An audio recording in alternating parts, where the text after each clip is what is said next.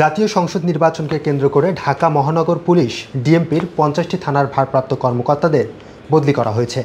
আজ DMP commissioner Sheikh Mohammad Sajjad আলীর এক স্বাক্ষরিত আদেশে 50টি থানার ওসিদের বদলি করা হয়। এদের মধ্যে যারা রয়েছে তারা হলেন মোহাম্মদ তাইফুর রহমান মির্জা, অফিসার্স ইনচার্জ ডেমরা থানা; মোহাম্মদ জিয়াউর রহমান, আদাবর থানা; মোহাম্মদ মনিরুল ইসলাম, শেরেবাংলানগর থানা; মোহাম্মদ ফজলে আশিক, অফিসার্স ইনচার্জ কলাবাগান থানা; মোহাম্মদ রাজু, যাত্রাবাড়ি থানা; মোহাম্মদ রাকিবুল হাসান, গুলশান থানা; মোহাম্মদ সাজ্জাদ হোসেন, কাফরুল থানা; মোহাম্মদ সাইফুল ইসলাম, ধানমন্ডি থানা; মোহাম্মদ ইয়াসিন আলী, লালবাগ থানা; মোহাম্মদ দাউদ হোসেন, ক্যান্টনমেন্ট থানা; মোহাম্মদ নাসিরুল আমিন, বাড্ডা থানা; মোহাম্মদ মেজবাউদ্দিন, মোহাম্মদপুর থানা; রাউফ খান,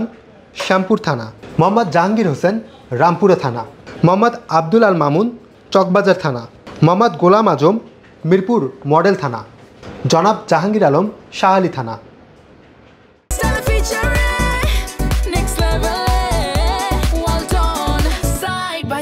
Free